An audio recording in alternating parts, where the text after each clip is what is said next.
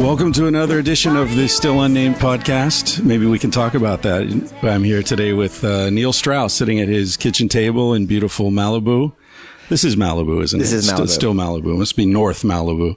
Yes, we were deep in Malibu. We're about to go paddleboarding after this. So. All right. Yeah, very Malibu. Something activity. very healthy. We're going to walk on the water and then change some water into wine after that. It's good for writers to get out of doors and get some color in their faces. Pasty white writers.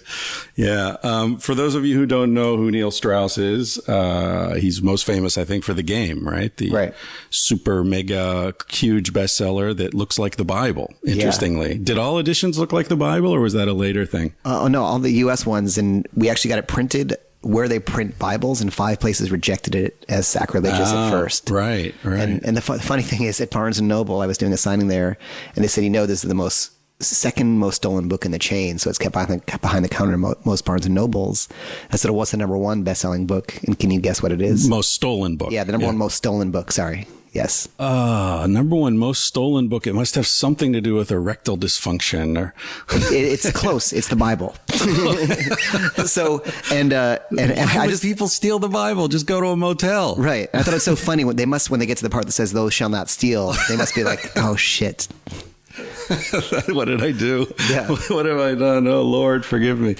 Wow. Yeah, you steal the Bible. That's a special kind of Christian, right there. Yeah, exactly. Yeah. I mean, I think a lot of people use spirituality as a cloak for a lot of bad behavior in general. Right. Yeah. It's like the indulgences you could buy in the Middle Ages. At the end of your life, if you had enough money, you just buy your way right into heaven. I do have a rule that might offend half your audience if I can. Oh, do it. No, I don't know. This is small. I do find that the people that I trust the least, and this will actually help the other half, is I never trust a spiritual person in the material world. Right. Yeah. Deepak Chopra. Yeah. I mean, I haven't read his stuff. Is he very spiritual? He's very proud of how much money he makes. Yeah, you're right. And every time I interview a celebrity, and also I write for Rolling Stone and the New York Times, I've interviewed everybody. Yeah. And as soon as someone gets famous, I interview Lady Gaga. She's like, "Oh, I was just talking to Deepak Chopra. He seems to just get in there with famous people." Yeah, exactly. So that's someone I wouldn't trust alone in my house. Right. So never trust Deepak Chopra alone in your house. If Deepak comes knocking, right, selling Bibles, stolen Bibles, a spiritual person in the spiritual world is okay. Right. Yeah. I mean, an example of something like that comes to mind. My first class in grad school in psychology was addiction and alcoholism and all that. Interesting. And the professor, a couple of interesting things. First day of class, he said, raise your hand if you were raised by at least one of your parents was alcoholic or a drug addict, right? Half the class had their hands up. He said, okay, the rest of you, raise your hand if you were raised in a family you would consider to be severely dysfunctional. At that point, everyone in the class except me had their hands up. I was out of place. You just weren't aware of how dysfunctional your family was. Either that. I was raised by wolves, by the way. Alcoholic, dysfunctional wolves.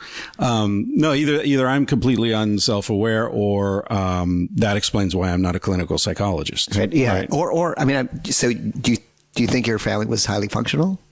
I don't think they were dysfunctional any more than, your average sort of family. I love my parents and I like my parents. Right. If they weren't my parents, I'd still hang out with them. They're good people. What would dysfunction be? Would dysfunction be like two parents who are not showing love and taking to their children? And I think dysfunction can take so many different forms, right? But I think...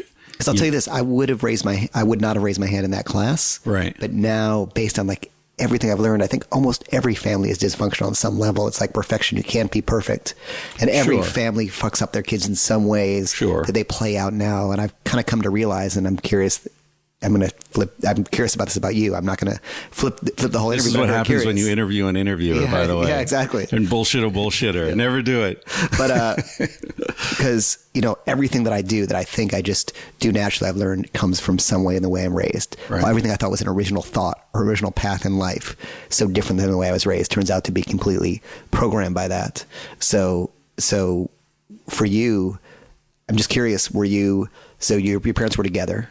Yeah, they've been married 52 years. Wow. Yeah, they just celebrated their anniversary a few weeks ago. Did you have brothers or sisters? One younger sister. You want to do something? Want to do an interesting exercise? Sure. And by the way, and I'll do this if there's somebody who at some point I'm dating and I think that I may or may not want a relationship with them, I'll actually have them do this exercise to teach them something about themselves, not as a test. Okay. So, and if you're listening, you can do this too. Am I going to end up in bed with you after this? Is that where this is going? This is step one of the game. I've agreed to the paddle boarding, but not paddling That's in general. Step 2. That's step 2. I'm being gamed, ladies and gentlemen. Step 3 is, yes. That'll be for your video cast. So, and if you're listening, you can draw this too. So what you're going to do is circles are going to represent women, triangles are going to represent guys. You're going to draw a diagram of your sort of immediate family growing up. So it'd be you, your sibling. And before I'll tell you how to do the diagram. Right. So it'll just be, you, your siblings, your parents. If there's a grandparent or someone else who is like a kind of primary caregiver, you'd put them. If there's a dad or stepdad or whatever, you draw them. And what you want to do is draw them in terms of their emotional closeness to each other. So if your mom and dad never talked, you draw, the circle and the triangle way far apart, right, and label each one, right, and then draw where you are on the diagram, where you're closer to your mom or your dad, where your sibling was, and then just diagram that out. Yeah. I mean, for me, that would be very difficult because the schema changed at different parts of my childhood. Sorry, good question. Yeah. I would say go to a default age would be, think about somewhere in the 8 to 12 range. So for you, maybe just say 11 or something, and you have to go back to, don't think everyone's family, even dads who are really abusive, they age and they mellow and they soften or whatever. So, right. So if you're doing this, go back to that age about how you felt about your family, not how you feel about it now looking back, but how you felt about it, say at age 11 or 12. Right. You want me to do that? Yeah. Yeah.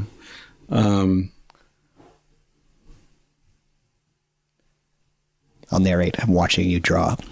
And then I guess, yeah. Well, that's tough. No, wait a minute. Put this one here. So, yeah. All right. You need to see that? Yeah. So there's a circle up top, which I take it is your mom. Yeah. So mother dominated family. No, I didn't. Getting away from the mic. You didn't? No, it's just to represent my sister and I think I felt close to my dad. I think my sister felt very close to my dad. My mom and my dad were close together, but I think my sister and I both felt more distance to my mom. More distance for your mom. Right. Largely because, the good cop, bad cop thing. Mom was home, dad was at work. And mom was strict. Yeah, she was more strict than my dad was, and, a little more, let's get things done. It's not just having fun all the time. And how emotionally close were they? How much do they sort of give you affection, touch, say I love you? A lot. So yeah, unconditional love constantly. Right. Yeah. Right. Like saying, and you knew that they loved you growing up. They said it. They showed it. It was wonderful. Yeah. Right. Yeah. And so 3 words that describe it, going back to 11, 3 words. And by the way, what's interesting for people who've drawn this is, I'll tell you something interesting. I once dated a girl who was a twin, and I had her and her sister do it, and they both drew their family completely different. So how you perceive it then may not be how it is. Sure. And what I'll always look is, hey, did they have a healthy model of a relationship growing up? And yours is interesting because, again, the way you kind of some people will draw their dad and mom right together. Sometimes they're really, really far apart. If they haven't done their work, they're not going to be great in a relationship. Yeah, that's not actually accurate because I moved my mom up there to get her further away from my sister and I. But she's kind of closer to your dad. But she's really close to my dad, right. Yeah. In fact, I remember, having, I had a lot of conflicts with my mother because we're very different. And I remember my dad coming home and, he had to mediate and all that. And I remember him saying to me one time, look, I love you completely, but I love your mom more. Let's not get any confusion here. I loved your mom before you existed. So you're not going to get in between us. You know what I mean? Wow. It's interesting. That's interesting. Yeah. I mean, by the way, I just want to note for our listeners that Neil has now taken possession of my notes and he's seen all the questions I was. I wasn't looking at them. This is all just a plot to look at my questions. Exactly. That's amazing. Watch out for this guy. The plot is to not get to them at all. First of all, just a sense, there might be some, and again, we pathologize things and say dysfunctional is but the fact that you're in conflict with your mom, that your dad had to mediate, that your dad says, no, your mom's more important. It's interesting because I don't know, I don't have kids, but I would imagine that a lot of parents feel like maybe the kid is more important. I was reading an article about how if you had to save one, you'd save the kid. But interesting messages if your dad says, I love you, but I love that person more. So where do you stand? Yeah. I mean, looking back on it, and even at the time, I felt like, I'm definitely getting kicked into, what's the word? Kicked into, I don't remember put in your place. Put in my place. Yeah. Taken down a peg, I think was But I remember being comforted by that at the time, because one of the things I was most afraid of was that my parents would get a divorce, because a lot of my friends' parents were splitting up. And I remember having nightmares about like having to choose which parent am I going to live with. So the cohesion, that sense that, hey, you're important, but number one is your mom, was comforting to me. Right. But how, and what made you scared that your parents would get a divorce? Well, as I said, outside largely friends, but what about, because of friends. Them? It was just like any couple, they were going through their stuff, and it was the mid 70s, and I suspect there might have been some conflict around the configuration of their relationship and so on. Configuration in what way? No, I'm getting to something. There's an idea that's brewing in my head, and this is fascinating. Well, look, I mean, the thing is about my parents. wait, don't you're jumping. What configuration? Okay. No, but I am going to draw a line here because my parents are extremely discreet. Right. And out of respect for them, I got to be discreet as well. Can we talk about when we paddleboard? We can definitely talk about it when we paddleboard. But here's a thought. Wait, okay, go ahead. No, go ahead. Well, I was going to get back to the original thing about the grad school, the story from Deepak Chopra and all that. I don't care about grad school Deepak Chopra anymore. but here's is gone. But here's the interesting thing, that a person who really fought as a child to keep their parents' monogamous relationship together is now the person promoting the exact opposite lifestyle. Well, I wouldn't say I fought to do it. You you had nightmares. I had nightmares about them divorcing. Right. So I didn't care who they were sleeping with. Right. That wasn't something I was even thinking about. Got it. But I had nightmares. I had close friends who went through it at 11, but 12. Let's say this. And again, I'm just going to make grand generalizations and you can say their truth. As a child, you fought to preserve the status quo. Now your current book and your next book are about fighting the status quo very passionately. I wouldn't agree with that characterization, because what I wanted to preserve, you can't say it was the status quo, but it was familial stability. It was, and here's another thing that you don't know about my life. We moved a lot as a family, right? So like by the time we're talking, I was like 11 or 12, I'd lived in 6 or 7 different towns. So the only stability I had was the family, right? I didn't I was always the new kid in school. Always. I went to 3 different high schools, and, so there's that. But it wasn't about, who they slept with or what kind of sex life they had or whatever. And similarly, I think a lot of, readers have written to me, and this is something Dan Savage and I talk about, a bit of flexibility in a relationship is, I think, likely to be a stabilizing effect. Whereas a lot of the people who split up, over, differences of sexual appetite or sexual, energy and they don't have to split up if they find a way to accommodate those differences with some, monogamish, or just tolerance for what the other person's into at a given moment. I think those relationships are more stable. If something's really brittle, it breaks. If it bends, it's hard to snap it. There you go. Yeah, makes sense. Yeah. So, and last question, then we'll move off it, because I feel like, but it's interesting because this is allowing me to get to know you in a way I might not have asked those questions. Right. Sure. Just hanging out, because we've hung out a few times by now. So just 3 words to describe your mom. Growing up at age 11, just a few words that describe her to you. Stressed, loving, and hardworking. Right. Yeah. Yeah. That's my phone, but we're not going to get it. We are in the real world. No, it's interesting. I really think, and we'll talk about it more when we paddleboard, but I just think, and I love understanding people. Something I'll do, like if I'm at a table with people and there's something that maybe someone I don't like, for example, or just gives me that immediate reaction. Whenever you see somebody you don't like, you're recognizing a part of yourself you probably don't like. It's your shadow. Otherwise you wouldn't have such a reaction. So I'll always trying to get to know them, understand them and who they are. And I love, and I feel like these keys do it. And I do feel like that peace with that peace with your mom. And it's funny, you move around a lot now too. You're very homeless and transient. Yeah, that's true. That you picked up from there. And it's so, it's so many interesting little pieces. I've thought about that a lot, because my sister's the exact opposite. My sister likes to be in one place. She becomes involved in local political situation. She runs for council. She's very integrated into wherever she's living. And even as kids, when we moved, I remember, we moved to Florida, northern Jacksonville, Florida. And, like you listen to me, you don't there's no accent. There's no regional accent. Right. No one knows where I'm from. Whereas my sister, wherever we moved, she immediately picked up the local accent. Within 2 weeks, she was talking like the locals, you know, and I just kept separate from it. So we dealt with it in two very different ways. And your sister's younger? She's 4 years younger. And in the thing, you said she was closer to your mom? To my dad. To your dad. Yeah. Okay. Yeah. Because there's a lot of... Yeah, my mom was sort of the odd one out in the family, and I think she suffered from that a lot. Yeah. And she felt it was unfair because she was doing so much work, and yet we were sort of emotionally closer to my dad. And it's hard to be around someone who's stressed out and has a lot of anxiety all the time as much as you want to connect. And dude, she had me when she was... First of all, my dad and my mom, I think, are the only... people listening to this podcast. And I wish they weren't. They're the only, partners either one has ever had sexually in a mature relationship. Yeah. And they met in college. My mom was in high school. My dad was a freshman in college. They married quickly after and had me. I think my mom was 21. My dad was 23. So in 1962. So, I mean, my mom was a kid when she had me. You know, by the time they were my age, I was already like out of college. It's crazy to think about stuff like that. Yeah. Anyway, enough about me. So basically, she didn't get a life, and it's all your fault.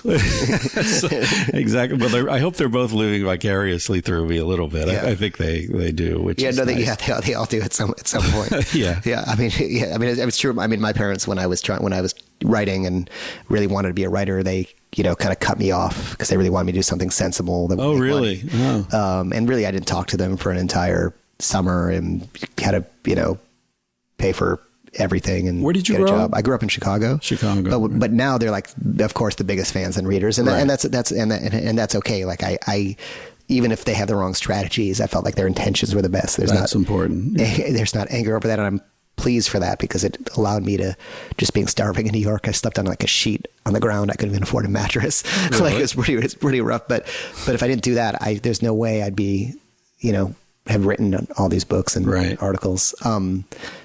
I don't know. Maybe I'd be doing something better. But I had one last. Was your mom kind of strict? Were there a lot of rules? Yeah. Yeah. No. What am I talking about? I mean, compared to my dad, she was strict. Compared to what I would have been, she was probably... Like, what were some of the rules or punishments? Well, it wasn't really so much the overbearing rules. It was more that my mom and I had a lot of intellectual conflicts very early on. Right. And she would freak out sometimes. And so when I saw her freak out, I sort of lost respect for her, and then I'd be a snide little asshole, and that would make her freak out more. Right. So I learned how to push her buttons pretty early on. Right. Like you do to the world now. You keep working for it. Keep trying, man. The world is my mom, and I'm a motherfucker. All right, I admit it. Great. We're done. That's it. Case closed. Thank you very much for listening to the unnamed Chris Ryan podcast. You. I've been reduced to a pool of... we're not reducing you. We're expanding. We're building. You're going to break me down and then build me up. I'm in the Marines, ladies and gentlemen. What was I going to say? Oh, here it is. The Philip Larkin thing. They fuck you up, your mom and dad. They may not mean to, but they do. They fill you with the faults they had, then add some extra just for you. Awesome. And Dustin, you can keep that in. So whoever Dustin is. So, it's interesting. For one of my books, the dedication was, I'm not going to Philip Larkin, I'm going to quote myself. How lame is that? But the dedication was, to your parents, you may be angry at them for everything that's wrong with you, but don't forget to give them credit for what's right with you. Right. So I think we're never trying to stigmatize parents, but just to understand ourselves, and we can't get anywhere until we do understand ourselves. I think you can't get past. Yeah. Yeah. I think the one, again, I'm not a parent. You're not a parent. Here are a couple of guys with no kids talking about raising kids. Right. Hey, just a couple, take our advice. A couple people from dysfunctional homes. But the one thing, when I look back on my childhood, and everybody makes mistakes. Everybody, whatever, makes wrong turns along the way. But my parents were always, as I said earlier, very clear that they loved us no matter what. Right. If I got in trouble for stuff, my dad would always say, look, I love you, but you really fucked up. Out of you with his belt and then burn you with an iron. That's right. And the other thing was they were real. They were real. They weren't playing some parenting game that they read in a book somewhere. When they were pissed off, you could see they were pissed off, right? Okay, so Mr. and Mrs. Ryan, do not be mad at Chris for this podcast, is what you're saying. Exactly. I think we should have parental controls on this podcast. That my parents cannot hear it, or any of the other ones. The dominatrix I interviewed yesterday, for example. Right. Mom, I don't want you to listen to that one either. What did you tell her? What did I tell her? What she said. I guess, I mean, it's silly. I'm 50 years old, but I do feel a little like, oh God, my mother's going to listen to this. No, I ripped a couple pages out of the game when I gave it to my mom to read. There were a couple scenes in there. Yeah. All right, good. So we're together on that one. And the other interesting thing, and the other reason is, I mean, I was raised with a strict mom. You were Robert Greene, who wrote The Art of Seduction and The 48 Laws of Power. Very similar family background to what we're describing. And I just find that kind of interesting. Yeah. Well, again, I don't know if my mom's that strict or was that strict. It's just that it all fell on her and she was so young that I think she had to, and I was such a little bastard that. Right. Well, it was kind of mother dominated and slightly, I don't know if your mom's slightly narcissistic. I'm not sure, but. Who isn't? Yeah. Right. And she was beautiful. My mom was like, Elizabeth Taylor, gorgeous. Right. Yeah. So that's a yes to the narcissism. Not the gorgeous thing, but the lack of a direct response. But Chris didn't say it. Okay. So go ahead with your questions. But by the way, you're a wily fucker, aren't you? I keep feeling like I'm being elbowed into a corner somewhere. Like, it's like fighting Ali. I got to stay out of the corner, stay out of the corner. Yeah. It's a quest for understanding, but it's great. I really like, I feel like I understand you, know you. It's intimacy. We're experiencing intimacy. Is that what it is? That's the first step. I thought that was coming after the podcast. Yeah, that's the physical intimacy. This is just emotional. You may not be used to emotional intimacy because you had very little of it growing up, but this is what it feels like. Yes, that's true, because my parents abused me. They were so distant. Yeah. Okay, now let me try to get you in a corner. All right? I'm just here to answer questions. Right. You're a counterpuncher, I can see. Okay, now, admittedly, I'm not very familiar with your work. It's interesting that people have been telling me about the game for when did it come out? It's like the 1950s. No, I don't know. Since then, Jackie Gleason first told me about the game. It was maybe 5 or 6 years ago. All right, then it was as soon as it came out, because I was in Barcelona. I remember the guy. He's a tattoo artist. He's a good friend of mine, and we were talking about, I guess it was my dissertation at the time, before I was even writing the book, maybe it was the book. And in any case, he was like, "Dude, you have to read the game. This is just fantastic." And this is a guy, really cool guy, very smart guy. He had been to prison, gun running in Canada. Clearly a smart guy. Really smart guy, but not an particularly educated guy. If you're out there listening, props to you. Key man. Stay out of prison. Yeah, well, he's on the state. He's a tattoo artist making a ton of money. He's super successful. He's in Australia now. But anyway, he kept telling me, you got to read this book, man. But the thing about my friend was that he was very much...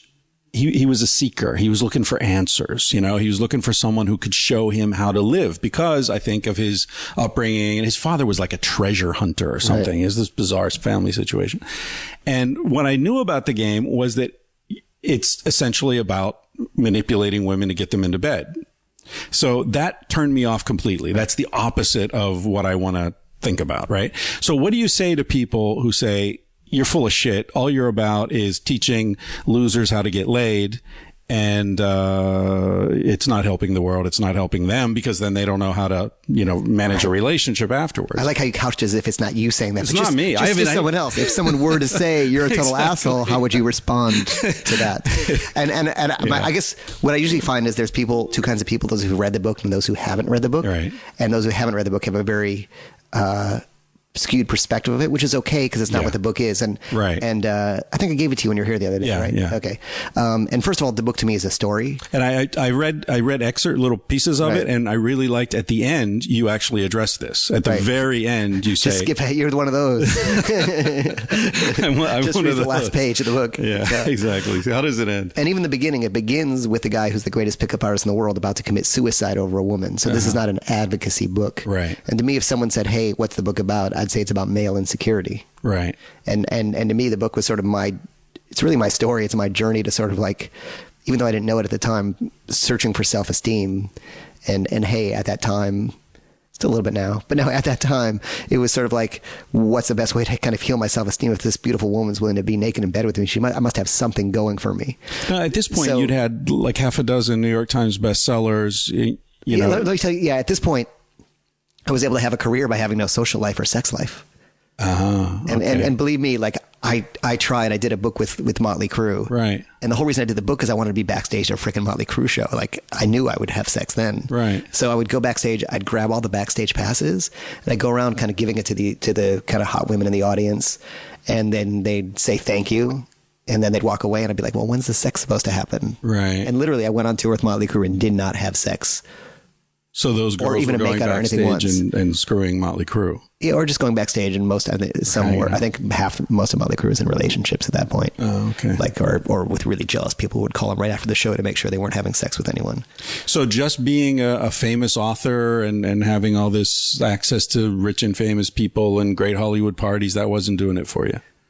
No, man. And I think a lot of people think, hey, if you're known, or if you're have money or this or that. I didn't think I was that known or didn't have a lot of money or anything like that. But, no, it's really your behavior more than what you do. You know, some guy who you really want to meet, I'm sure every woman listening knows this. She wants to meet some guy.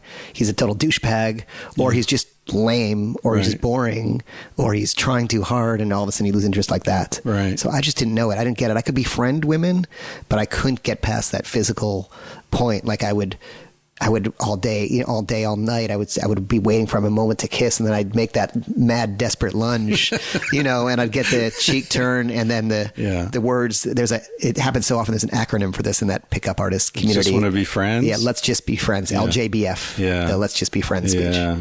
So I said, get that, and then they'd start. Then a week later, they'd be talking about some guy they met at a bar and slept with, and how he didn't call him afterward. I'm like, why could you just? I would have slept with you, and I would have called you after. I would have hung out with you. I would have been your boyfriend. What's wrong with me? Right. And so the truth is, when people go to the seminars, like these guys are the nice guys, right? And they're getting nowhere, right?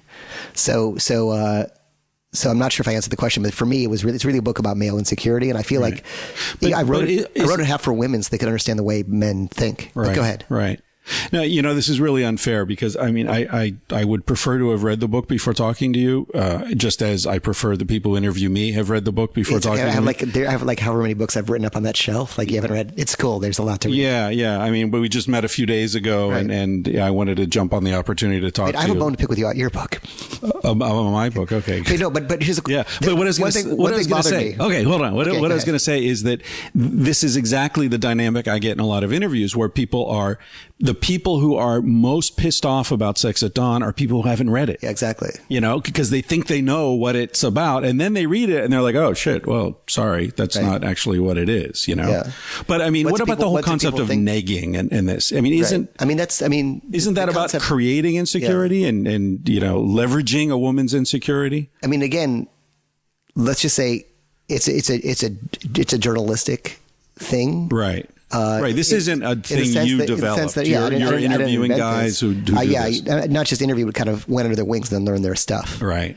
And so the concept of negging comes from a guy named Mystery in there. Right. And the idea of negging, the idea of negging, it's not like insulting someone like, wow, you're ugly or something. It's not like, oh, your nose is a little bit. If it weren't for your nose, you'd be really pretty. That's not an egg. To me, I think that's just an insult. Yeah. But what these guys are kind of trying to do is, if you meet someone right away and then they have a lot of guys always hitting on them, you have to sort of actively demonstrate that you're not interested in them, right? In order for them to start to be interested. So to me, a neg is sort of actively disqualifying yourself as a potential suitor for someone. There's no way he'd say that or do that if he was interested in me. And you're not doing it just for that woman you want to meet. Right. And there are a lot of gay guys who read the book who also use neg. They say negs are so powerful. God, but being gay, you don't have to jump through all those damn hoops. Well, you know what? You just have to go to the gym. You do when you're trying to date out of your league. Out of your league. Okay. Yeah. When you're trying to get that guy who's really good looking, or that girl in the case of the game who's really out of your league. Right. And it's also so her friends who are always seeing her get hit on right away, a guy walks up and they're sort of in protective mode. This helps them feel safe and comfortable with you there. Right. And the truth is, you can't walk up and compliment someone. If you walk up to someone, sometimes you can walk with a real sincere compliment that's really meaningful. You can really do it. Most people, if they just walk up to a woman and compliment them, she just thinks they're hitting on them. Yeah. So to me, a neg can actually, in the end, buy yourself the credibility, because this happens later in the sort of approach to actually pay someone a genuine compliment that they then believe. Right. But you're never, if you're hurting someone's self-esteem, you're fucking up and doing something wrong. The whole point of something is someone's going to have a better experience or interaction because you walked up and talked to them. Hey, thanks for listening to the podcast. You can donate to the show at feralaudio.com. That's F-E-R-A-L, like a feral dog, audio.com. You can also use the Tangentially Speaking Amazon.com affiliate links for all your Amazon purchases. I get a kickback, and it doesn't cost you anything. It just takes a little cut from Amazon's profit margin, which is good for the world and good for my Christopher Ryan College Fund. I think we're all still paying off our college from the 80s. Check out the other shows on feralaudio.com while you're there, like Conversations with Matt Dwyer and my personal favorite, the Duncan Trussell Family Hour, which is off the hook week after week. You can subscribe on iTunes, leave us a review. The rankings will always help. And stop by sexatdawn.com and check out the book, the interviews, videos, all the stuff I've got up there. All right, thanks. Back to the show. What were we talking about? I don't know. I think you were like attacking me for parts of a book you haven't read. Was that what was going on? I don't remember. All right. So you want to get to the bone you want to pick with me? It's just a very small bone. It's just really one page of it. Okay. So I think there's a part where describing like life in a certain century or something like that. And then you quote like a fiction book to describe life then. Oh, the French Lieutenant's Woman. Yeah. I just found that, I just found that like to be like, okay, they're all wrong about this. And here I'm going to quote what life was like then, and then choosing a fiction book. Yeah. Well, it's a historical fiction. I know. And what I quoted is true.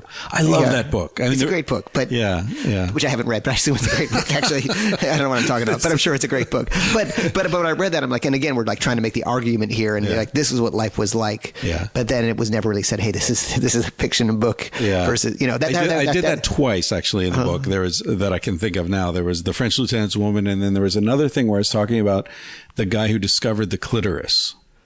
And there was a novel that had been written about that. And the description in the novel was so good, I quoted from the novel. Right. And at the time I was thinking, I could really get busted for this. You didn't make any quotes by Bob Dylan in there, did you? Not that I'm going to admit to right now, but if it'll get me a gig at the New Yorker, I will. I'd be happy to. Yeah. That poor guy. I know. Jeez, he's just gone down in flames. Yeah. And I feel bad because I haven't read that book either, but some people around here have, and they said it's an awesome book. Yeah, well, he's a great writer. Jonathan,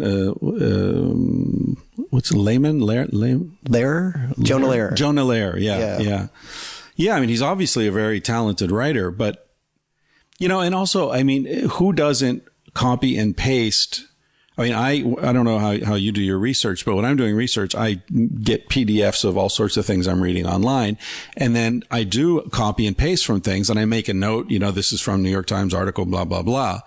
But I can see how things could get in there, but apparently, but what I think he kind of admitted that he just completely made it up. And what I do with every book actually is I get it completely fact checked. I'll bring someone in. Right. I say I'm going to check every fact, like treat it like you're an investigative reporter. Oh, really? You hire someone independently, or your publisher? Yeah, I know. No, they don't. They don't do shit, do they don't do much of anything. Yeah, any publisher. Yeah. But I'll pay for them to come in, and they'll literally go through and just sort of, I'll have to sit there and show backup. And if I can't find backup, I'll either remove it or change it. So I'll put myself to the fire before it comes out. Right. Yeah, that's good. I should probably do that for future books. Yeah, that was my bone. It was a small little, fish bone. Oh, yeah. Well, those are the ones that get caught in your throat. You got to watch out for those. Yeah, exactly.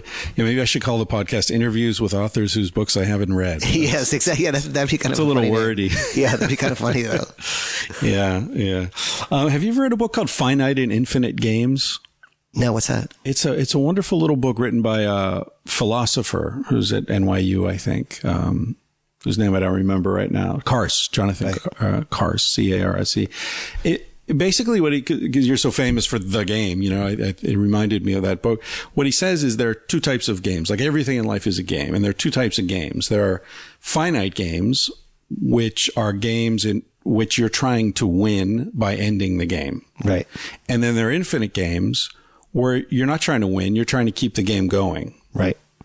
And I was thinking how the game, as I understand it from outside, from my ignorant, unread perspective, is a finite game in the sense that what you're trying to do is get her into bed. But relationships are infinite games in that what you're trying to do is keep it going, you know, get it, make it deeper. So they're both games, but they're sort of diametrically opposed in some ways. That's interesting. Yeah. I interviewed a woman in San Francisco last week. Her name's Tracy Clark Flory. She writes about sex for Salon.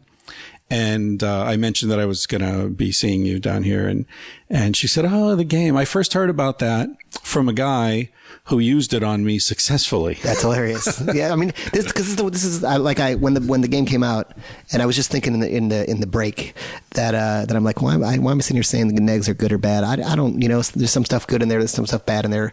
It is what it is. And when it came out, I promised myself I'd never be either proselytized for it or defensive about it. Right. You know, it's just here's the stuff, and in the book it says what's good about stuff and what's bad about stuff. Right. But I found myself being defensive of one thing, and maybe that's sort of what I sort of react to sometimes, which is the right of guys to learn to be better and more successful with women. Right. And because and again, I think I'm just my own case study, which is if I had never done that, I couldn't be here speaking eloquently. Right. If I'm speaking eloquently at all, I'm not sure. I couldn't have my radio show like I do. I just wouldn't be that comfortable around people. I couldn't go speaking like I am this weekend. If I hadn't learned all these things, I would just be this guy turtle in a shell, never coming out of my shell, never poking my head out, never knowing who I am. So I know it worked for me. And also I just think if I have a kid, and believe me, some of the guys who come to the seminars are like this, who's 30 years old and a virgin, right. You know, you're like, God help, please learn how to be better with women. I really, I feel like if it's ethical, if you know, no one's hurt, if it's honest, it shouldn't be sort of culturally shamed for someone to get better at dating and better at interacting. That's my only little soapbox. And let's look at the industries around helping women attract more men. Yeah. You know, I mean, from cosmetics to surgery to, you know, you name it. I mean, fashion, it's just all about attracting men and having wielding some power over men in that market or in that field. Yeah. And now to flip the script, I do understand though people's fear of the game, because when the, you know, so-called dominant group in a culture gets together to get more dominant or something, that's a threatening, scary thing. Sure. So I'm empathic of anyone's thoughts about the book. Yeah, I mean, the way I didn't mean to be confrontational, but no, you were quoting someone else, which is an NLP thing. It's just quote. They were like guys in the game, and again, there are a lot of techniques that I wrote about or saw people do that I wouldn't do. Yeah, that they would put things in quotes. They wouldn't try and talk and get someone turned down, but they say, you know, a friend of mine told me this interesting thing he did, right? And then they'd sort of put it in quotes. It's an NLP technique that you just did. I'm just a naturally manipulative bastard. Exactly. No, the reason I said that is because I said something on Facebook, my Facebook fan page, about that I was at this party with you and Moby, and I was surprised at the reactions of people, that they were really, you know, and again, this is like the fan base of Sex at Dawn, a lot of which is polyamorous, open relationships, transparency, you know, honesty at all costs kind of people. And their reaction was like, that guy is training men how to lie. Right. You know, I'll tell you something interesting. And, you know, it's funny that you said that, because it's very interesting. Because, again, I go into a lot of worlds and communities, both for my job, for fun, for life, whether it's the intelligence community, the military intelligence community. Contradiction in terms. Yeah, exactly. Whether it's, you know, odd undergrounds. But I have found that, let's just say the sexual underground or alternative cultures have actually been where I've gotten the most, let's just say, preconceived notions, or it's the only place where I've had interviews where some people just won't do those interviews. And I feel like, again, we were talking earlier in the show about the shadow, right? That there's something they're seeing, that they're reflecting something back. There's something there. And I don't know exactly what that is. Maybe you can tell me, but that's the place where, again, you'd think to be embraced. You're sort of opening up a world here, where some people have more kind of weird, odd fears there. Yeah. I mean, my first sense is that it probably, because anything around sexuality is hard won gain, you know, like coming out of the closet, whatever your closet happens to be, that's tough. You know, you're fighting every inch of that. Right. So anything that you perceive as a threat or something that threatens to sort of, you know, reconfigure the field freaks people out really quickly, wherever they are in the spectrum, politically. It is what it is. Because the truth is this: the creepiest shit I've ever seen has been from some of the sexual sub-communities. And again, it's not everybody. There's a small crew of people. And by the way, it's no one you and I have talked about, but there's a small crew of people who are really, really manipulative in terms of setting themselves up as a guru and a godhead. And that my cock can heal you of all your things. And, and there's some people, as far as I've seen, the most disgusting things happening have been in this sort of new age sexuality community. And there's some great things happening, and I don't want to discredit those, but there's some people in there who are power and sex mad, who leave a lot of hurt people in their wake. Yeah, it's what you said earlier about someone who presents themselves as spiritual in a material world. It's like, wait a minute, dude. If you're spiritual, be spiritual. Show it. Leave the girls alone. Right, exactly. Or be very upfront about how sexuality fits into your spirituality, which don't say my cock's going to cure you when it enters you. Yeah. which there's one guy who literally does that, or a few guys. That reminds me of the belief in South Africa that if you have AIDS and you have sex with a virgin, it'll cure your AIDS. No, it's one of the most horrible misconceptions. Yeah. Okay. So finite and infinite games. You ever read The Unbearable Lightness of Being? Yeah. Milan Kundera is one of my favorite. Yeah. What a great book. Yeah. Huh? I love that. And have you ever read Life is Elsewhere? Yeah, sure. Awesome. Yeah. I always think about that. In terms of there was a guy born to be, say, a great poet. What happens is his mother and family issues and the politics and social pressure of the time lead him astray and he becomes a total hack. Yeah. And I always think about that in terms of my life or anyone else's life. It's like, are you going to stay your true path? Or are you going to be led astray for, acceptance or to act out some wound? Yeah. So I often when I meet highly successful people or people who have a lot of money or a lot of power or a lot of anything, I'm struck by how a lot of the drive is related to some inner wound or whatever, right? And as you were just talking earlier about, you're saying wounds. No, all the wounds my mother left in my psyche. No, you were talking about your dad's mixed messages. What? Sorry, Dad. Sorry, I didn't know it was going to go this way. What the hell was I talking? Oh, you're feeling that you could speak eloquently, you can speak in public and all this kind of stuff.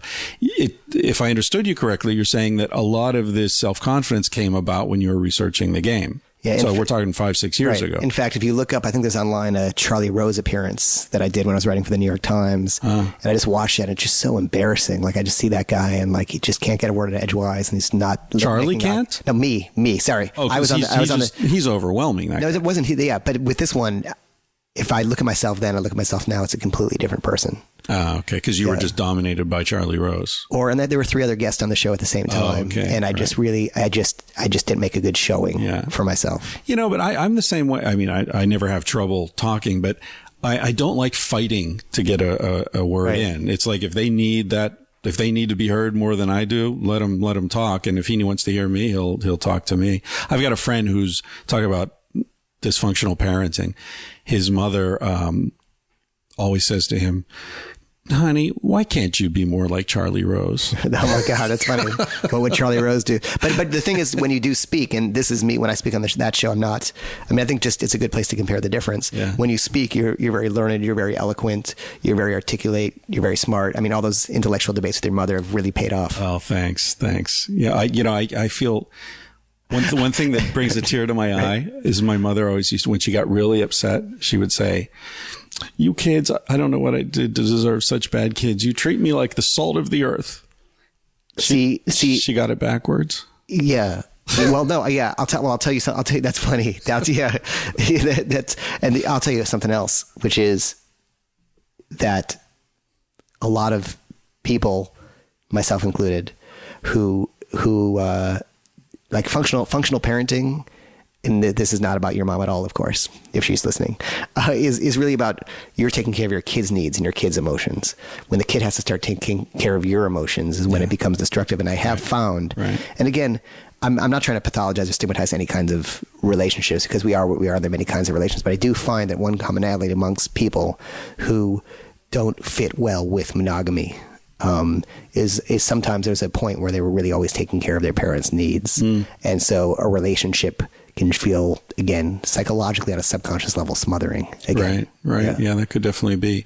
One of the things I thought a lot about when I was writing Sex at Dawn that relates to what we're talking about here is how important and yet unexamined is the period in adolescence, or that extends long beyond adolescence for some of the people you were mentioning earlier, of sexual frustration for men. Yeah. Boys, we become sexual beings, we're at 12, 13, 14, right? And it's turbocharged. You can't think about anything else. For years, you're getting hard-ons, walking by mannequins in a store window. And yet that's, sexual satisfaction is something that's completely not possible for most kids. And it's funny. I have a whole theory about that. Yeah. So do I. Let's hear it. It's the same theory. It probably is. I mean, it's like, kids, it's like people who are starving when they're kids, they become obese later, they compensating. Yeah. And my theory is that naturals, guys who are naturally good with women, lost their virginity at a young age, 10 to 14.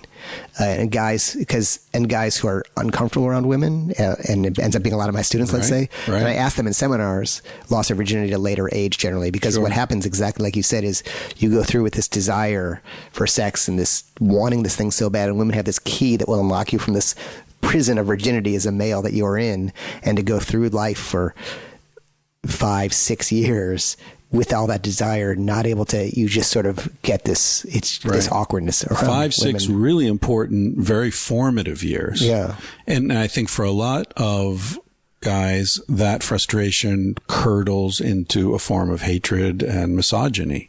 Right. I think if you really dug into a lot of rapists' heads, there would be a lot of, hatred. Who do they hate? Who do a lot of these psychopaths who kill prostitutes. It's very much related to them being sexual women. Also the fact that they can get away with it, probably. Right. But there's probably some hatred. I mean, I think that's true. What we fear, we hate. It's funny to even say this. You got to read the book, by the way. I'm going to read that damn thing. Because I would say only 5% of it or less is tactical. Most of it's just all my thoughts on this stuff. Right. But I do agree that I do feel like what we fear, we hate. And by understanding the opposite sex, which is, I think, a lot of what the game is about. Yeah. By understanding the opposite sex, we start to understand them and not fear them. And that gets rid of that. And that's one of the things I was trying to do in Sex at Dawn, is show that the war between the sexes is this, I think the phrase I used in the book was, it's a false flag operation. We're set against each other like a dogfight, where we're in this together, actually, you know, and there's no reason for men and women to be in conflict. It's that sexuality's been turned into another commodity that people, the powers that be have learned how to, withhold from us and then charge us for in some ways. I want to say, now that I picked a bone with one small page, I want to tell you something I did based on your book. What's that? I did an experiment where I tried to put a sort of pod together of people living as a group in cooperation with no possession or ownership of each other in this very house. And I brought together, and I kind of explained the idea, and brought together 12 or 13 people that would live in a place where we're all growing together. Wow. We have kind of love and compassion for each other. And there's no sort of, sort of trying to create an alternative relationship that's true to ourselves as a sort of tribal group. What happened was, one guy tried to kill me. One guy literally tried. He was literally going to kill me. Like the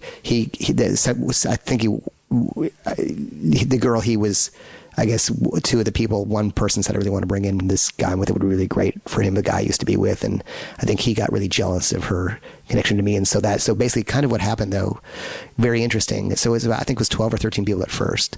And there were just a few elements that just weren't really working. They were creating a lot of friction. The murderous guy. That'll screw up any tribe. Yeah.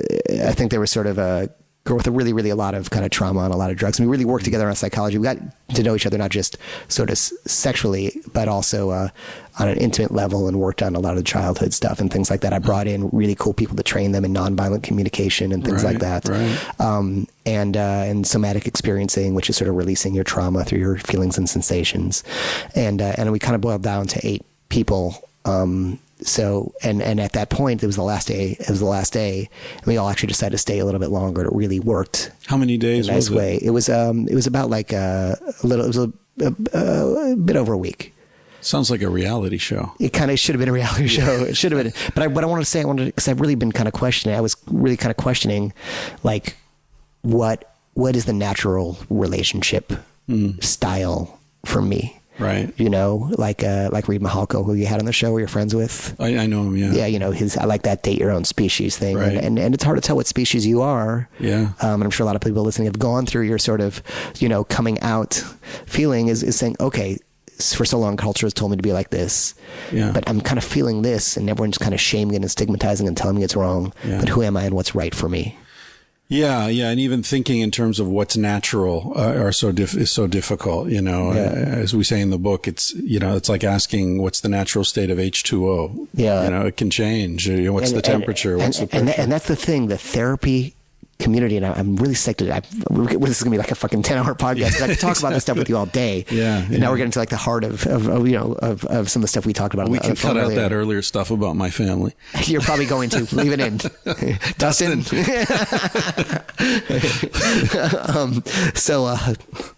So that the therapy community, traditional therapeutic community, not people like Kathy Labriola and people like that who are, you know, more kind of tapped into this stuff, will really tell you if you are desiring anyone outside your primary partner, you know, you are dealing with a family wound. Right. You know, and part of my, let's just say, quest really has been recently to say, okay, what is the authentic me? And that's why your book really kind of came in handy. What is the authentic me, who I really am? And then what is the wounded me? Because I want to live in my authentic life. That's why I've kind of done these explorations into your family and things like that. Right. That's important stuff. I mean, and also, you know, we are, I often think when I talk to people who say, look, I'm monogamous, you know, I just am. And people, as I said, there's a sort of a reflection of some of the interviews I do where, you know, I'm the one who's saying, hey, the book's not prescriptive. It's just describing things, and you take the tools, do what you want with them. Right. And I hope you'll use them for good, you know.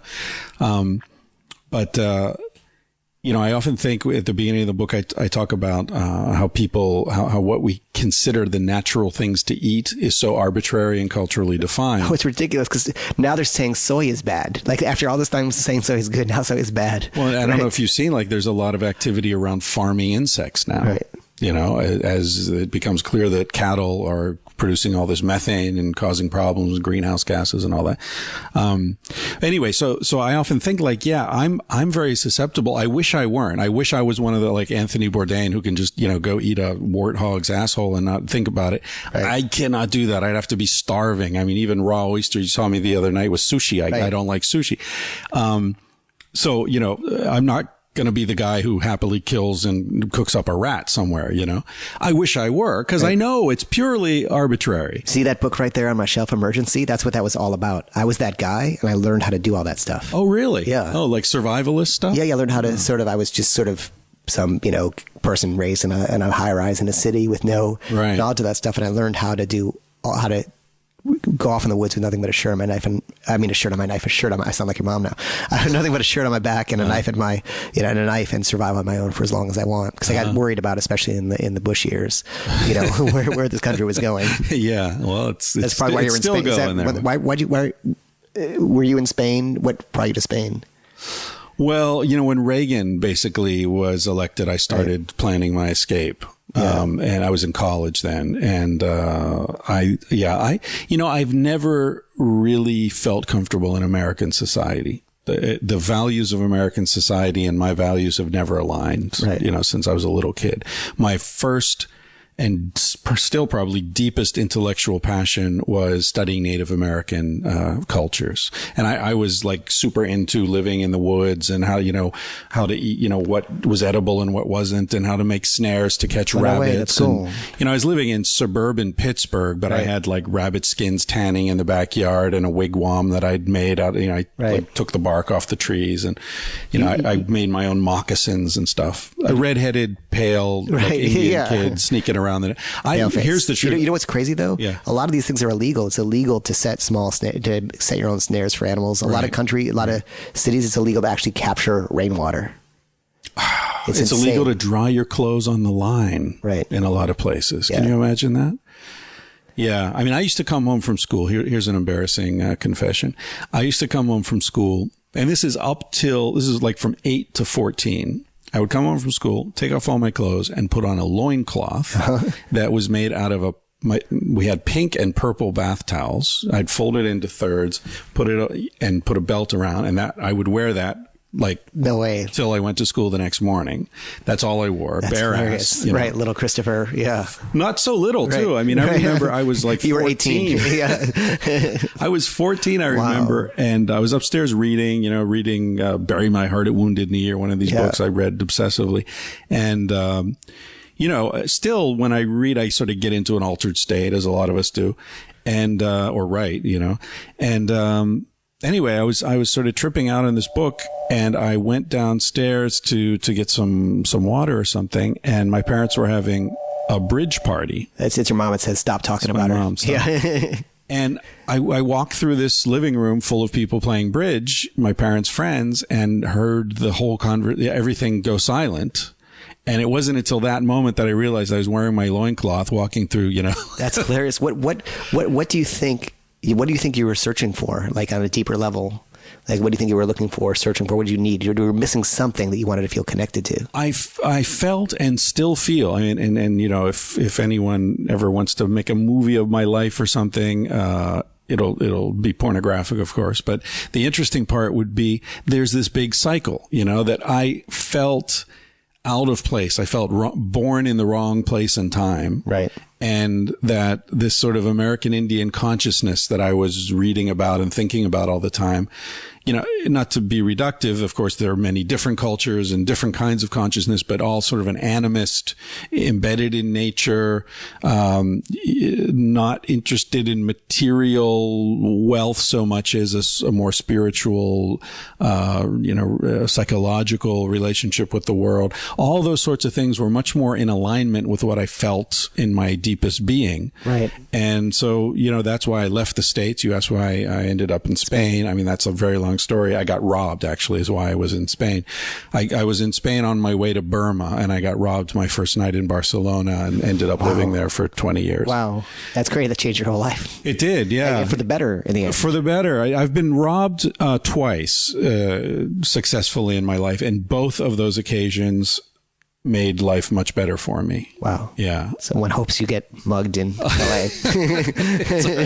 Yeah, all you thieves out there, go get my laptop. So so maybe there was a need for connection because you're moving around a lot, you're rootless, but hey, here are some people who are rootless but connected, and maybe you needed that connection. Yeah, it could be that, or it could be, have you ever heard of Ian Stevenson and his work on reincarnation? No. Very interesting guy. He's a psychiatrist. If he's still alive, he's quite old. He's teaching at University of Virginia Medical School. Very distinguished professor of medicine there. But his side interest is reincarnation. And for 30, 40 years, he's been working with grad students in India, Lebanon, Brazil, and the U.S. on cases of reincarnation, where little kids, 3, 4, 5 years old, talk about their previous life. I had brothers, I had sisters, I lived here, I did this, my mother was like this, whatever. And especially in Brazil, Lebanon, and India, where people are more accepting of this sort of thing, they find lots of cases where they get all the details from the kid. What was the town? Was there a river? Was there a bridge? How did you die? All these information. And they've managed in dozens of cases to match it up with the person who died. They go back, they find the family. Yeah, that's right. He died. He was riding his bike to the brick factory. The truck hit him. And often a birthmark appears at the point of the fatal injury. And a lot of the people who seem to have been reincarnated died violent deaths. They died young. They didn't die naturally. Right. So it's a very interesting. And there's Stevenson's own books are very difficult to read because they're extremely dry, graphs, factual, kind of, because he's afraid of being labeled a flake, obviously, or maybe that's just his writing style. But there's a book called Old Souls, where a journalist went and interviewed him from the Philadelphia Inquirer, I think it was, and was so fascinated by this that he said, "Dan, we got to write a book about this." So he wrote a book for the mass audience. Very interesting. I'll check that out. That sounds fascinating. Yeah. So, I mean, when I was a kid, I thought, maybe I'm reincarnated, maybe I'm an American Indian, and boom, I popped up in Beaver Falls, Pennsylvania by some fluke. Which is, it ties into your writing, which is so anthropological and missionary. Yeah. I mean, I love that. Supporting a tribal sort of You know? Yeah, and looking at things from multiple perspectives, don't get stuck in your own, your personal perspective. Try to look at things from other perspectives. Yeah. What do you think? And I know you mentioned in your book. What do you think of like Helen Fisher's evolution of love or desire? Anatomy of Love. Anatomy of Love. Yeah. I have a funny thing with Helen Fisher. I've read most of her books, and initially I found them very interesting. And also Robert Wright, who wrote The Moral Animal, interesting book. I feel like Helen Fisher sort of took a half step and then pulled back. I talk about her work quite a bit in Sex at Dawn, because she sort of, her idea was that the bonding that happens, the pair bonding, that a lot of scientists claim to be essential to human mating and integral to human mating, is something that's only designed to last for the first 4 or 5 years, when the kid's really vulnerable and can't keep up with the group, needs someone to carry him and all that. Right.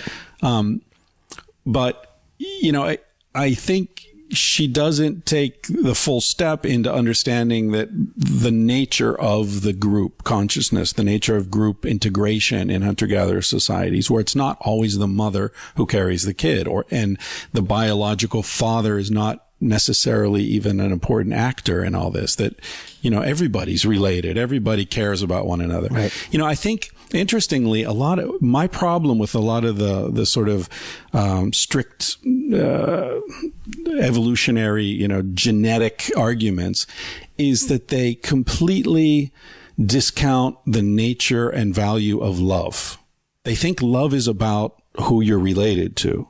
And they don't understand how deeply we can love people we're completely not related to, and how arbitrary it is, like you don't choose your family, and maybe you love them, maybe you don't, maybe you, whatever, but you do choose your friends. And on many levels, the love you feel for a friend is greater than the love you might feel for a brother or a sister or a cousin or whomever, because it's not obligatory. You're choosing to love that person, I wonder if there should just be different words for it, because I'm just thinking, like, it's very complicated, because I know people who hate their fathers, let's say their father's an alcoholic who was abusive, and they hated their father, but when their father died, they felt so much pain, and they changed, and they actually started drinking. They'd never drinking before, and this person had no connection to their father, and it's odd that maybe I feel like there should be like 2 different words for that family blood thing, and then for that thing we get with people. It's almost a different thing. And, there's the whole question about love and how we define it, and whether it's related to genetics or not. I think a lot of the problem with seeing prehistory clearly is that people are so afraid of anything that reeks of communism, of group ownership, because we live in this historical moment it's like where 50s holdover or something. Yeah, it's like, hey, well, Karl Marx was an idiot. We saw what happened with Russia. Well, that has nothing to do with Karl It's weird. Marx. Things get shamed out of our culture. In fact, I was reading some old book, and it was on like Eugenics Press or something like that. Yeah, sure.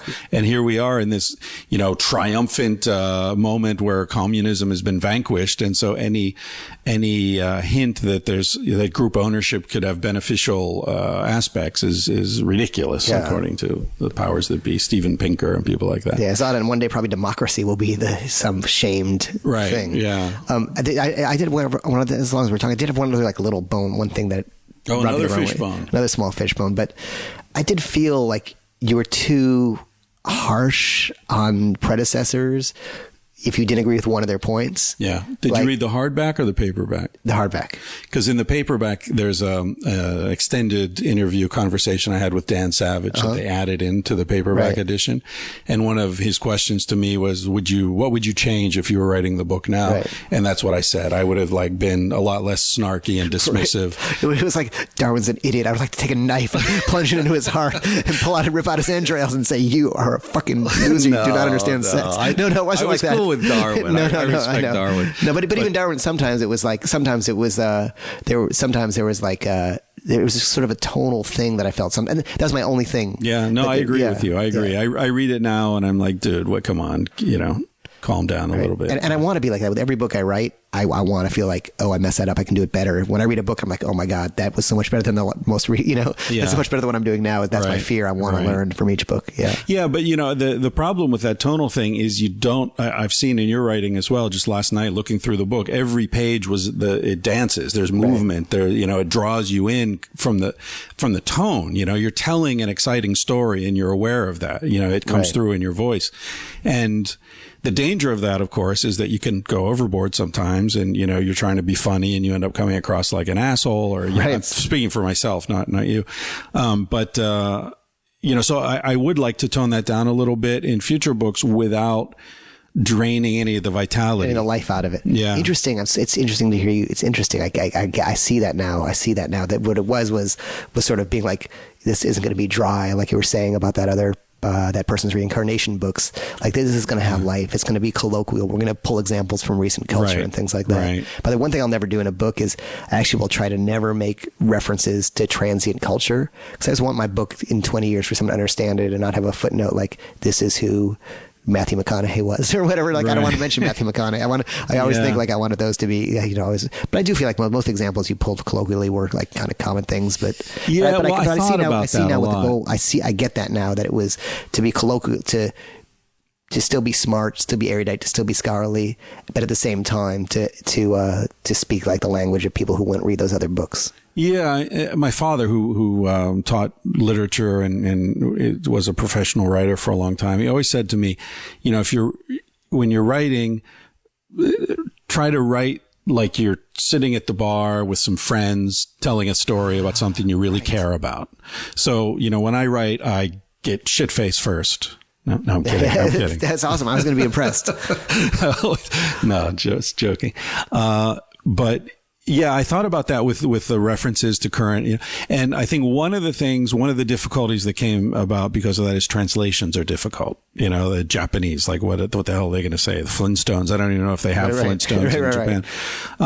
But the other thing I thought about was, I had this whole conversation with my editor about it, because he was saying, look, you got to remove all that because of what you're saying. It'll I like date the Flintstones book. Concept, that's a really good, the Flintstoneization. Flintstoneization, yeah. That's a great, that was a sticky concept for me. Yeah. Oh, by the way, my editor is named Ben Lone, and he edited that book, The Sticky and Unsticky Ideas, or whatever it's called. Oh, that's funny, that Malcolm Gladwell?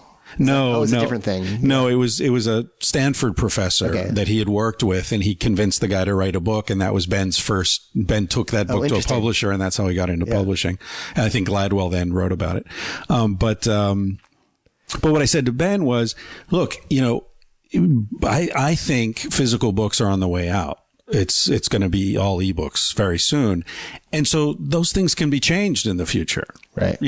So I'm starting to see books now as like a work in progress. Yeah. So, okay, if Matthew McConaughey is out of the picture, you can always go back and insert somebody else in there with a few clicks of a mouse. And, right. Yeah. What do you think about that self-publishing? Have you considered going down that road? Yeah. It's funny. I really think a lot about where things are going, because I think, evolutionarily as well as in life. And I see if you stick to a strategy that worked for you, at some point it stops working and you got to accept the changes. I'm really trying to figure those things out. And you've got a massive platform, and you could market directly. Right. Who's the guy who does that? The famous guy. Seth Godin? Yeah, Seth Godin, right. But I think he went, I'm not sure. But I think, because I've thought about that, but I think the goal is, you want to reach the people who aren't already reading you. Right. And still 50% of the books are still sold in hard physical copies. So I think the reasons for me to stay with the publisher for me are there's the credibility, that it's just that social proof idea that someone else believes in your voice. Right. I mean, I like my editor there, and I like being edited. They do that. I just feel like, and then also if you self-published your book, we wouldn't be sitting here with a podcast and a New York Times bestseller and people sending you nude photos of them posing with your book. Not the first one. Yeah. Right. Maybe the next one. Right. Yeah. But no, I like for now, I think but in the end, my conclusion is, if you're the creator of the content, that's people are always going to want to read books. Maybe their attention spans for them are smaller. People are always going to want to watch filmed entertainment. People are always going to want to listen to great audio, and whether it's a podcast or a radio show or, live theater or something, whatever it is, if you're just the creative content thing, the medium, Marshall McLuhan says the medium is the message, but now I'm not so sure anymore. Yeah, good point. Yeah, you do have to shape your message to the medium, though. Right. Like we can have a thing going on here that in print wouldn't necessarily work or wouldn't even come across. So I think the danger of the Kindle is it's so glutted. Like you and I could just, someone could just transcribe this thing, put it on the book and say, Christopher Ryan and Neil Strauss in conversation. People would search for your books and then they'd find this like cheap transcript, which it's not a bad idea, huh? Don't do it. No, because I've been really careful, because you really want to be careful that every book you do is an event. But there are other people who think differently. They just vomit things out on Kindle all the time. So it's interesting. I mean, it's boring to everyone else, but you and I should sit and talk about it because I'm fast. I mean, I love books. My goal, when I was 11 years old, I wrote a book, sent it to a bunch of agents and publishers trying to get it published, and no one responded to me, but it got me used to many years of rejection, kind of like my virginity. Like it got me used to many, many years before I finally, got consummation of the book being published. Right. So, okay. Final question. Yeah. I mean, we can talk as long as you want, but I know you've got things to do. You've been incredibly successful in the road you've gone down. You've had 6 New York Times bestsellers. Is that right? 7 New York Times bestsellers, with one more on the way, at least, in the oven. And, but if you couldn't do this, what would you have done otherwise? What would you have, for me, it's a musician. I would love to have been a musician. Right. That's funny. You know what? I mean, outside of the books, I mean, I was always like if it wasn't writing, because I wrote probably like 2,000 or more articles for the New York Times. Really? Yeah. Wow. And tons feature articles, or were you on a beat? Or I was writing about music. Actually, I would have been giving the Savage review. No, I would have been reviewing your band. I would review. So I was music writer, reporter, critic. Yeah. But if it wasn't writing, it's funny. I was actually always wanted to be like an engineer, producer of music. So I'd be on the road with you doing the sound. Daniel Lanois. Yeah. Lanois, or do you know Rick Rubin is down the street, or? What's so cool about Daniel Lanois is somebody, or Brian Eno, people like that. Joe Meek would be my hero. There's a guy named Joe Meek. He was famous for rejecting the Beatles at an audition. He's like, these guys will never make it. But he would do crazy stuff, like be in his bathtub and stomping on floorboards to get a rhythm, and did a lot of early electronic stuff. And he was just a real innovator. Joe Meek, Phil Spector, that kind of stuff. Do you know Bill Laswell? Yeah, of course. Yeah. I like what he does. Yeah. But the idea of being someone like Daniel Lanois, who's a relatively successful musician, but certainly not like U2, right? But like getting together with U2. Yeah, that's what I'm saying. Yeah. Getting together with U2 and saying, "Oh no, guys, that doesn't work. Here's what we need to do." Right.